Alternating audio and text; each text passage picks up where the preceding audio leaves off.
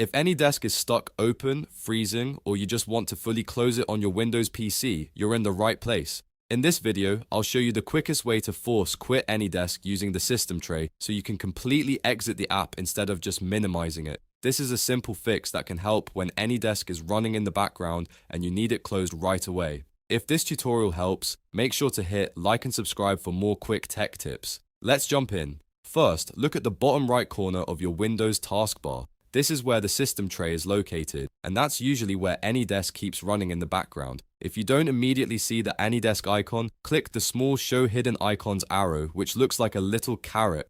This opens up the hidden tray icons, and AnyDesk may be hiding there. Once the hidden icons are visible, look carefully for the AnyDesk icon. It should be easy to spot once you know what you're looking for.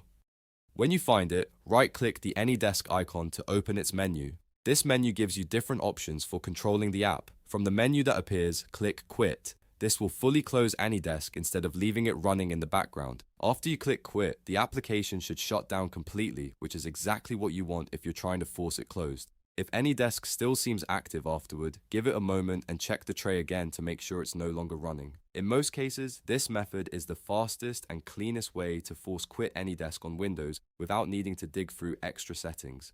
And that's it. You've now learned how to force quit AnyDesk in just a few clicks. If this video saved you time, please remember to like the video and subscribe for more easy how-to tutorials. Thanks for watching, and I'll see you in the next one.